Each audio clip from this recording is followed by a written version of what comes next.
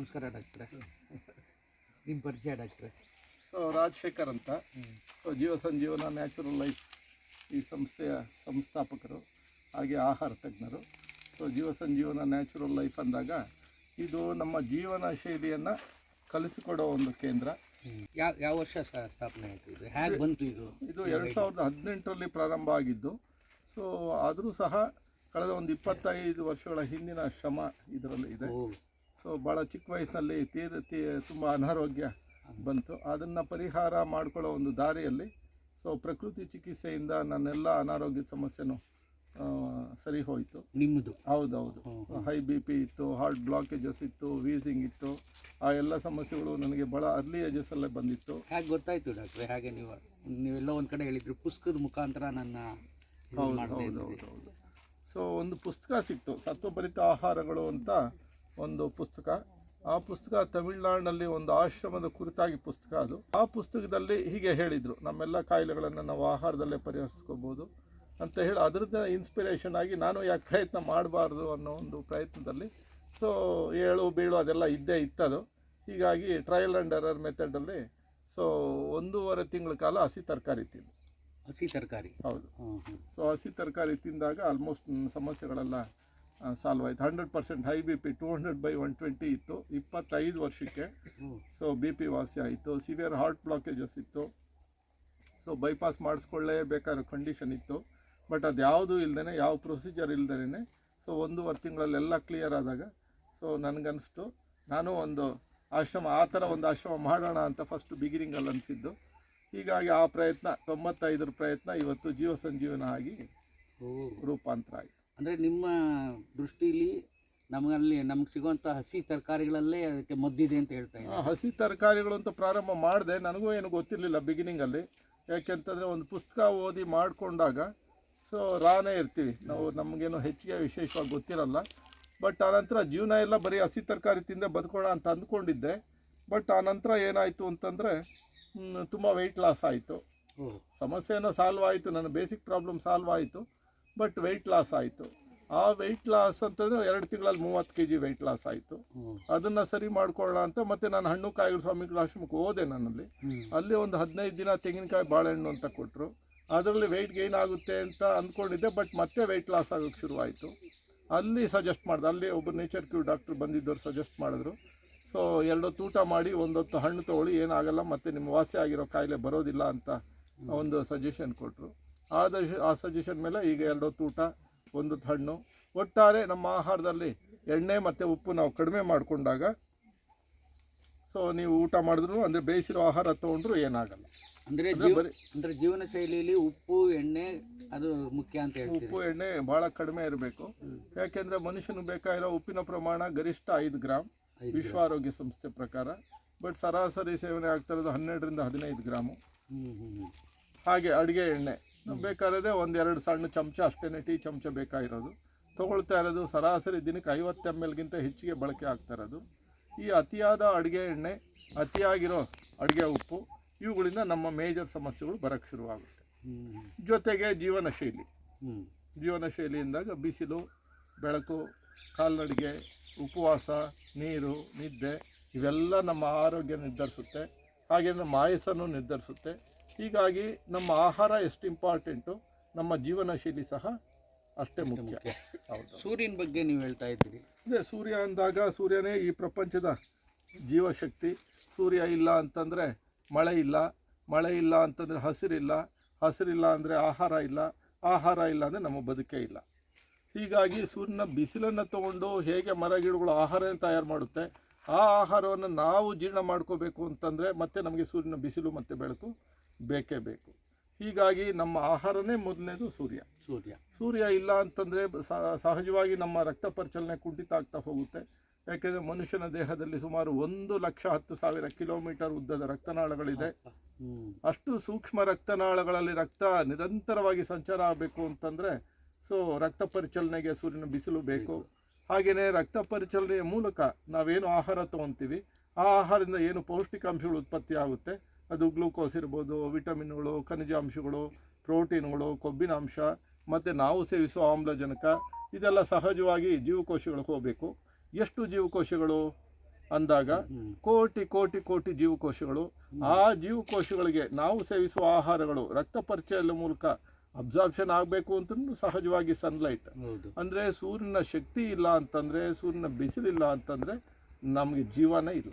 ಅಂದರೆ ಪ್ರಕೃತಿಲೇ ಎಲ್ಲ ಇದೆ, ನಾವು ಅದನ್ನು ಉಪಯೋಗಿಸ್ಕೊತಾ ಇಲ್ಲ. ಎಲ್ಲವೂ ಸಹಜವಾಗೇ ಇದೆ. ಬಟ್ ಏನಂತಂತಂದರೆ ಸೊ ಸಹಜವಾಗಿ ಸಿಗ್ತಾ ಇರೋವಂಥದ್ದು ಮನುಷ್ಯನಿಗೆ ಇವತ್ತು ಬೇಡ. ಸೊ ಹಿಂದೆ ಎಲ್ಲ ಸಣ್ಣ ಸಣ್ಣ ಮನೆಗಳಿರ್ತಾ ಇತ್ತು, ಸಣ್ಣ ಸಣ್ಣ ಕಿಟಕಿಗಳಿರ್ತಾ ಇತ್ತು. ಸೊ ಅವಶ್ಯಕತೆ ಇರಲಿಲ್ಲ, ಯಾಕೆಂದರೆ ಬಹುತೇಕ ಮನುಷ್ಯರು ಹೊರಗಡೆ ಇರ್ತಾ ಇದ್ರು. ಇವತ್ತು ದೊಡ್ಡ ದೊಡ್ಡ ಮನೆಗಳು, ದೊಡ್ಡ ದೊಡ್ಡ ಕಿಟಕಿಗಳು, ಬಾಗಿಲುಗಳು, ಬಟ್ ಕಟ್ಟಿ ಅದನ್ನೆಲ್ಲ ಕಟ್ಟಡಗಳಾಕಿ ಮುಚ್ಚಿ ನಾವು ಬಹುತೇಕ ಮನೆಗಳ ಒಳಗಡೆ ಒಂದು ಏನು ಆರ್ಟಿಫಿಷಿಯಲ್ ಲೈಟ್ಗಳಲ್ಲಿದ್ದಾಗ ಸೂರ್ಯನ ಬಿಸಿಲಿಂದ ಬಹಳ ವಂಚಿತರಾಗ್ತೀವಿ. ಹೀಗಾಗಿ ವಂಚಿತರಾದಾಗ ಸಹಜವಾಗಿ ವಿಟಮಿನ್ ಡಿ ಕೊರತೆ ಆಗುತ್ತೆ. ವಿಟಮಿನ್ ಡಿ ಕೊರತೆ ಆದಾಗ ಕ್ಯಾಲ್ಶಿಯಂ ಕೊರತೆ ಆಗುತ್ತೆ. ಕ್ಯಾಲ್ಶಿಯಂ ಕೊರತೆ ಆದಾಗ ಸಹಜವಾಗಿ ಒಬೆಸಿಟಿ ಸಮಸ್ಯೆಗಳು ಅಥವಾ ಮೂಳೆ ಸಮಸ್ಯೆಗಳು, ಮೂಳೆಗಳ ದುರ್ಬಲತೆ, ಆಮೇಲೆ ವಿಟಮಿನ್ ಡಿ ಕೊರತೆಯಿಂದ ಮಾನಸಿಕ ಸಮಸ್ಯೆಗಳು, ನಿದ್ರೆ ಬರದೇ ಇರೋವಂಥದ್ದು, ಆಮೇಲೆ ಹಾಗೇನೇ B12 ಕೊರತೆ ಆಗುವಂಥದ್ದು, ಬಹುತೇಕ ಸಮಸ್ಯೆಗಳು ಸೂರ್ಯನ ಬಿಸಿಲು ಮತ್ತು ಬೆಳಕಿನ ಕೊರತೆಯಿಂದ ಆಗೋದ್ರಿಂದ ಅದಕ್ಕೆ ನಾವೇನು ಲಿಮಿಟೇಷನ್ಸ್ ಏನಿಲ್ಲ. ಅವರವರ ವಯಸ್ಸು ಅನುಗುಣವಾಗಿ ತಗೊಳ್ಳೋ ಸಾಮರ್ಥ್ಯಕ್ಕೆ ಅನುಗುಣವಾಗಿ ಯಾರು ಬೇಕಾದರೂ ತೊಗೋಬೋದು, ಸಹಜವಾಗಿ ಯಾವ ಹೊತ್ತಲ್ಲಿ ಬೇಕಾದರೂ ತೊಗೋಬೋದು. ಸೊ ಬೆಳಗ್ಗೆ ಸಂಜೆ ತೊಗೊಳ್ಳೋದಾದರೆ ಒಳ್ಳೆಯದು. ಸೊ ತೀರಾ ಬಿರು ಬಿಸಿಲಲ್ಲಾದರೆ ಒಂದು 10-15 ನಿಮಿಷ ಬಿಸಿಲು ಕೂತ್ಕೋಬೋದು, ತೊಂದರೆ ಏನಿಲ್ಲ. ಒಟ್ಟಾರೆ ಇಷ್ಟು ಸುಲಭವಾಗಿ, ಸರಳವಾಗಿ, ಉಚಿತವಾಗಿ ಸಿಗ್ತಾ ಇರೋ ಬಿಸಿಲನ್ನು ಬಿಟ್ಟು ಸೊ ನಾವು ಚಿಕಿತ್ಸೆಗಳು ಅಂತ ಹೋದಾಗ ಅದು ಜೀವನ ಪರ್ಯಂತ ಸಾಕಾಗಲ್ಲ.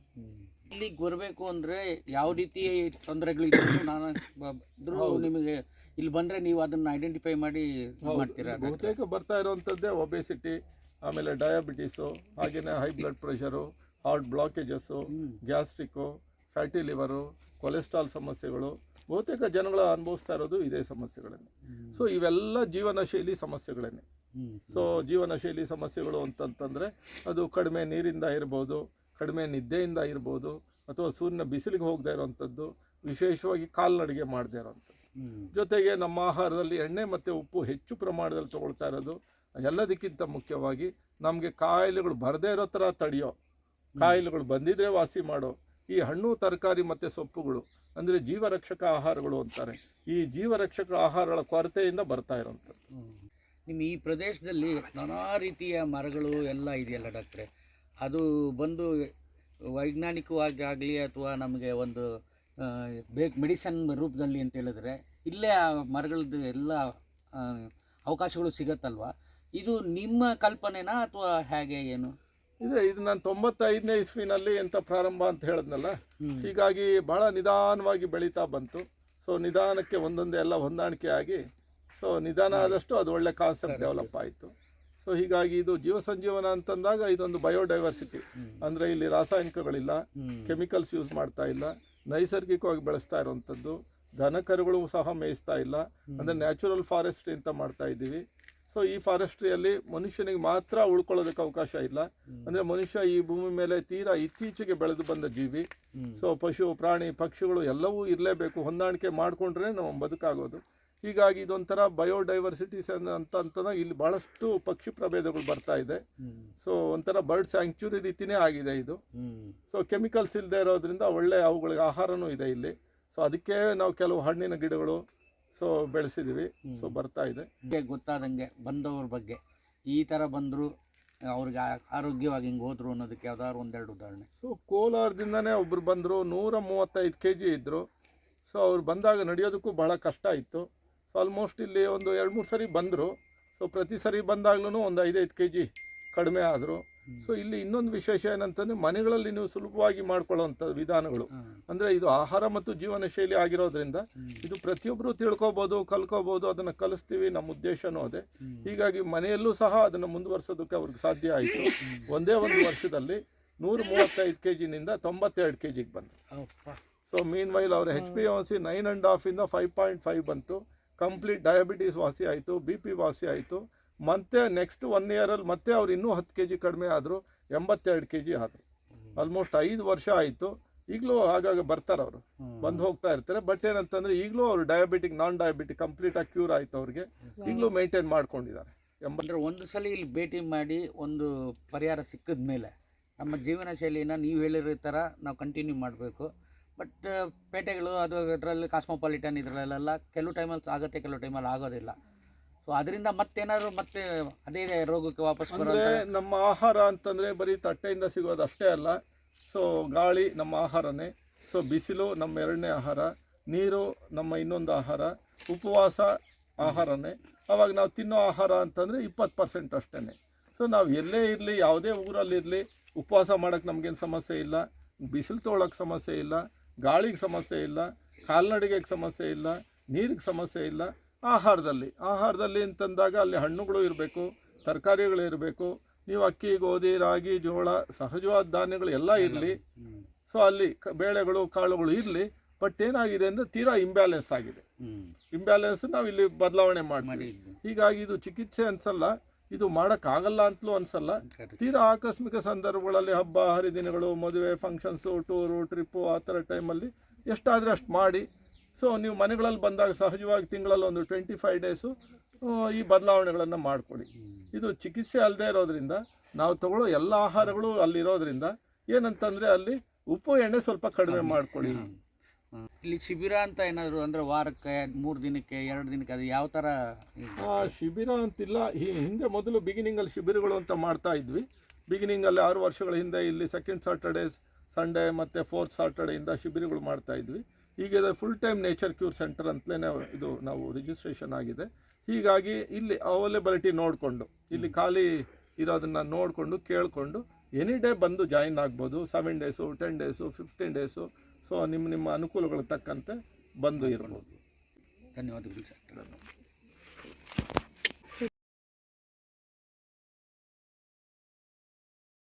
ನಮಸ್ಕಾರ. ನಾವು ಬಂದಿರೋದು ಬೆಂಗಳೂರಿಂದ. ಇದು ನೆಟ್ವರ್ಕಲ್ಲಿ ನೋಡಿಬಿಟ್ಟು ಬಂದಿರೋದು, ಫೇಸ್ಬುಕ್ಕಲ್ಲಿ ನೋಡಿಬಿಟ್ಟು ಬಂದುಬಿಟ್ಟು ಆಮೇಲೆ ಸ್ವಲ್ಪ ಚೆನ್ನಾಗಿ ಅನ್ನಿಸ್ತು. ತೂಕನೂ 150 ಶುಗರ್ ಇತ್ತು. ಅವ್ರಿಗೆ ಒಂದಿನದಲ್ಲಿ ಎಲ್ಲ ತುಂಬ ಕಡಿಮೆ ಆಗಿದೆ. ಇನ್ಸುಲಿನ್ ಕೂಡ ಬಿಡಿಸ್ಬಿಟ್ಟಿದ್ದಾರೆ. ಅದು ನನಗೆ ತುಂಬ ಚೆನ್ನಾಗಿ ಅನ್ನಿಸ್ತು. ನನಗೇನು ತೂಕ ಕಡಿಮೆ ಆಗಿದೆ. ನನ್ನ ಮಗನೂ ಬಂದಿದ್ದ ನನ್ನ ಜೊತೆಯಲ್ಲಿ. ನನ್ನ ಮಗದು ತೂಕ ಕಡಿಮೆ ಆಗಿದೆ. ನಮಸ್ಕಾರ, ನನ್ನ ಹೆಸರು ದೀಪಿಕಾ. ಮೂಲತಃ ನಂದು ಕೋಲಾರ. ಸೊ ನಾನು ಬೆಂಗಳೂರಲ್ಲಿ IT ಎಂಪ್ಲಾಯಿ ಇನ್ಫೋಸಿಸಲ್ಲಿ ಕೆಲಸ ಮಾಡ್ತಾಯಿದ್ದೆ. ಸೊ ನನಗೆ ಓವರ್ ವೆಯ್ಟ್ ಅನ್ನೋದು ತುಂಬ ಕಾಡ್ತಾ ಇತ್ತು. ಬಟ್ ನಾನು ಆಲ್ಮೋಸ್ಟ್ 3 ಇಯರ್ಸಿಂದ ಓವರ್ ವೆಯ್ಟ್ ಇದ್ದೆ. ಬಟ್ ಅದು ಎಂದೂ ನನಗೆ ಸಮಸ್ಯೆ ಅಂತ ಗೊತ್ತಾಗಲಿಲ್ಲ. ಸೊ ನನಗೆ ಅನಿಸಿದ್ರು ನಾನು ದಪ್ಪ ಆಗಿದ್ದೀನಿ ಅಂತ ಅನಿಸಿದ್ರು ಕೂಡ ಅದು ನನಗೆಲ್ಲೂ ಪ್ರಾಬ್ಲಮ್ ಅಂತ ಗೊತ್ತಾಗಲೇ ಇಲ್ಲ. ಯಾಕಂದರೆ ಅಷ್ಟೇ ಆ್ಯಕ್ಟಿವ್ ಆಗೂ ಇದ್ದೆ, ಕೆಲಸ ಮಾಡ್ತಾಯಿದ್ದೆ, ಸೇಮ್ ರೆಸ್ಪಾನ್ಸಿಬಿಲಿಟೀಸ್ನ ಕ್ಯಾರಿ ಫಾರ್ವರ್ಡ್ ಮಾಡ್ತಾ ಇದ್ದಿದ್ದರಿಂದ ಗೊತ್ತಾಗಲಿಲ್ಲ. ಸಡನ್ನಾಗಿ 3 ಮಂತ್ಸ್ ಬ್ಯಾಕು ನನಗೆ ಕತ್ತು ನೋವು ಜಾಸ್ತಿ ಆಯಿತು. ಸ್ಪಾಂಡಲೈಟಿಸ್ ಅಂತ ಹೇಳಿದ್ರು ಡಾಕ್ಟ್ರು. ಸೊ ನಂದು ತುಂಬ ಚಿಕ್ಕ ವಯಸ್ಸು. ಡಾಕ್ಟ್ರು ಹೇಳಿದ್ದೇನೆಂದರೆ ನಿನ್ನ ಕತ್ತು ತುಂಬ ಕರ್ವ್, ತುಂಬ ಬೆಂಡ್ ಆಗಿದೆ, ಸ್ಟ್ರೈಟ್ ಬಂದಿದೆ. ಸೊ ಕಾನ್ಕ್ಲೇವಿಂದ ಕಾನ್ಕ್ಲೆಕ್ಸು ಇಲ್ಲ, ತುಂಬ ಸ್ಟ್ರೈಟ್ ಇರೋದ್ರಿಂದ ನಿನಗೆ ಸರ್ಜರಿ ಮಾಡಿದ್ರೇನೆ ಅಂತ ಹೇಳಿದ್ರು ಆರ್ಥೋಪೆಡಿಕ್. ಆಮೇಲೆ ನಾನು ಸುಮಾರು 3-4 ಜನ ಫೇಮಸ್ ಡಾಕ್ಟರ್ ಹತ್ರ ತೋರಿಸಿದೆ. ಎಲ್ಲರೂ ಅದನ್ನೇ ಹೇಳಿದ್ರು. ನನಗೆ ಇಷ್ಟ ಇರಲಿಲ್ಲ. ಆಮೇಲೆ ಸರಿ ಅಂತ ಹೇಳ್ಬಿಟ್ಟು ಕೈರೋಪ್ರಾಕ್ಟರ್ ಫಾರಿನ್ ಟ್ರೀಟ್ಮೆಂಟ್ ಅಂತ ಅಲ್ಲಿ ತೊಗೊಂಡೆ. ಅಲ್ಲಿ 7 ಸೆಷನ್ಸ್ ತೊಗೊಂಡಿದ್ದಕ್ಕೆ ನನ್ನ ಕತ್ತೆಲ್ಲ ಚೆನ್ನಾಗಾಯಿತು. ಮತ್ತು ಅದು ಕತ್ತಿಂದ ಪೇಯ್ನ್ ರೇಡಿಯೇಟ್ ಆಗಿ ರೈಟ್ ಹ್ಯಾಂಡ್ ನನಗೆ ಫ್ರೋಝನ್ ಆಗಿತ್ತು. I am unable to move my right hand. ಅದು ನೆಕ್ಗಿಂತ ಕಾಂಪ್ಲೆಕ್ಸ್ ಆಗೋಯಿತು. So all of a sudden ಏನು ಮಾಡೋದು ಅಂತ ಗೊತ್ತಾಗಲಿಲ್ಲ. ಕೈರೋಪ್ರಾಕ್ಟರ್ ಟ್ರೀಟ್ಮೆಂಟ್ ತೊಗೋತಾ ಇದ್ದೆ. ಮತ್ತು ಕೋಲಾರದಲ್ಲೇ ನಮ್ಮ ಫ್ಯಾಮಿಲಿ ಫ್ರೆಂಡ್ಸು ಸುಮಾರು ಜನ ಹೇಳಿದ್ರು, ಜೀವ ಸಂಜೀವನ ನ್ಯಾಚುರಲ್ ಥೆರಪಿ ಅಂತ ಇದೆ ಬೇತ್ಮಂಗ್ಲ ರೋಡ್, ಚಾಮರಹಳ್ಳಿಯಲ್ಲಿ. ಅಲ್ಲಿ ನಿಮಗೆ ಏನಿದ್ರೂ ಎಂಥದ್ದೇ ಕಾಂಪ್ಲೆಕ್ಸ್ ಇರಲಿ, ಮೇಯ್ನ್ ಏನಂದರೆ ನಿಮ್ಮ ಆಹಾರ ಪದ್ಧತಿ ಮತ್ತು ನಿಮ್ಮ ಜೀವನದ ಪದ್ಧತಿಯನ್ನು ಬದಲಾಯಿಸುವಂಥ ಒಂದು ನ್ಯಾಚುರಲ್ ಥೆರಪಿ. ಕಂಪ್ಲೀಟ್ ಇದು ಏನಂದರೆ ಪ್ಯೂರೆಸ್ಟ್ ನ್ಯಾಚುರಲ್ ಥೆರಪಿ ಇದು. ಸೊ ಅಲ್ಲಿ ಹೋಗಿ ವಿಚಾರಿಸಿ ನಿಮ್ಮ ಒಂದು ಸಮಸ್ಯೆನ ಹೇಳಿ ಅಂದರು. ಅದ್ರ ಜೊತೆಗೆ ಏನಿತ್ತು, ನನಗೆ ಗ್ಯಾಸ್ಟ್ರಿಕ್ ಇತ್ತು. ಮತ್ತು ಈ ಕೋಲ್ಡ್ ಸೀಸನ್ ಇರೋದ್ರಿಂದ ಅದು ತುಂಬ ದಿನದಿಂದ ಇರೋದು ಏನೋ ಗೊತ್ತಿಲ್ಲ, ಆಲ್ ಆಫ್ ಎ ಸಡನ್ ಕೆಮ್ಮು ಬಂತು. ಈ ಮೆಡಿಸನ್ನು ಇಂಜೆಕ್ಷನ್ ಎಲ್ಲ ತೊಗೊಂಡಿದ್ದರಿಂದ ನಾನು ಬಂದಿದ್ದಿಲ್ಲ. ರೀಸನ್ ಏನಂದರೆ ನ್ಯಾಚುರಲ್ ಥೆರಪಿಗೆ ಒಂದು ಕೆಮ್ಮು, ಒಂದು ಗ್ಯಾಸ್ಟ್ರಿಕ್ಕು, ಒಂದು ಮೇಯ್ನ್ ಬಾಡಿ ಪೇಯ್ನ್ಸ್. ಯಾಕಂದರೆ ವಾಯು ಜಾಸ್ತಿ ಆಗೋಗಿತ್ತು ದೇಹದಲ್ಲಿ ಪಿತ್ತಕ್ಕಿಂತ. ಸೊ ಅದು ನನ್ನ ತುಂಬ ಕಾಡ್ತಾ ಇತ್ತು. ನನಗೆ ಮಲ್ಕೊಳ್ಳೋಕ್ಕಾಗ್ತಾ ಇರಲಿಲ್ಲ, ನೆಮ್ಮದಿಯಾಗಿ ನಿದ್ದೆ ಮಾಡೋಕ್ಕಾಗ್ತಾ ಇರಲಿಲ್ಲ. ಸರಿ ಏನು ಮಾಡೋದು ಅಂತ ಇಲ್ಲಿ ಬಂದು ಡಾಕ್ಟರ್ ರಾಜಶೇಖರ್ ಸರ್ನ ಕಾಲಲ್ಲಿ ಮಾತಾಡಿ ಎಲ್ಲ ಮಾಡಿದ್ದಕ್ಕೆ ಅವರು ಇಲ್ಲಿ ನೀವು ಬನ್ನಿ, 7 ಡೇಸ್ ಪ್ಯಾಕೇಜ್ ತೊಗೊಳ್ಳಿ, ನೋಡಿ ನಿಮ್ಗೆ ಆಲ್ಮೋಸ್ಟ್ ಎಲ್ಲ ಸರಿ ಹೋಗುತ್ತೆ. ನೀವು ವೆಯ್ಟ್ ಲಾಸು ಆಗ್ತೀರಾ, ನಿಮ್ಮ ಸಮಸ್ಯೆಗಳಿಗೆಲ್ಲ ರಾಮಬಾಣ ಇದೆ. ಆಹಾರ ಪದ್ಧತಿನೇ, ನಿಮ್ಮ ಜೀವನ ಶೈಲಿನ ನೀವು ಬದಲಾಯಿಸ್ಕೋಬೇಕು ಅಂತ ಹೇಳಿದ್ದಕ್ಕೆ ಬಂದು ಜಾಯ್ನ್ ಆದೆ. ಇವತ್ತು ನಂದು 7th ಡೇ. ಸೊ ಏನಂದರೆ ಇಲ್ಲಿ ಬಂದದ್ದು ದಿನವೇ ನನಗೆ ಗೊತ್ತಾಯಿತು, ನಾವು ತಿನ್ನೋ ಆಹಾರದಿಂದ ಎಷ್ಟೆಲ್ಲ ನಾವು ರೋಗಗಳನ್ನ ಚಿಕ್ಕ ವಯಸ್ಸಿಗೆ ಶೇಖರಣೆ ಮಾಡ್ಕೊಂಡಿದ್ದೀವಿ. ಡಯಟ್ ಚಾರ್ಟ್ ಕೊಟ್ಟರು, ಬರೀ ಫುಡ್ಡಲ್ಲೇ ಡಯಟ್ ಕೊಟ್ಟರು. ಮತ್ತು ಯೂಶ್ವಲಿ ನಾನು ಬಿಫೋರ್ ಎಲ್ಲ ನಾನು ಫಾಸ್ಟಿಂಗ್ ಮಾಡ್ತಾ ಇದ್ದೆ. ಬಟ್ ಆ ಫಾಸ್ಟಿಂಗ್ ಸ್ಟೈಲ್ನ ಇಲ್ಲಿ ಚೇಂಜ್ ಮಾಡೋಕ್ಕೆ ಹೇಳಿದ್ರು. ನೀವು ಫಾಸ್ಟಿಂಗ್ ಮಾಡಿದ್ರೆ ನಿಮ್ಮ ಕೆಮ್ಮು 90% ವಾಸಿ ಆಗುತ್ತೆ. ಕೆಮ್ಮಿಗೆ ಮೇಯ್ನ್ ರಾಮಬಾಣ ಫಾಸ್ಟಿಂಗು. ಯಾಕಂದರೆ ಫುಡ್ ಇಂಟೇಕ್ ಯಾವಾಗ ಇರಲ್ವೋ ಅವಾಗ ಅಲ್ಲಿ ಏನೂ ಕೆಲಸ ನಡೆಯಲ್ಲ. ಸೊ ಇರುವಂಥ ಒಂದು ಎನರ್ಜಿನ ಬಾಡಿನೇ ತಯಾರು ಮಾಡಿಕೊಂಡು ಆ ಒಂದು ಪ್ರಾಬ್ಲಮ್ನ ಸಾಲ್ವ್ ಮಾಡುತ್ತೆ.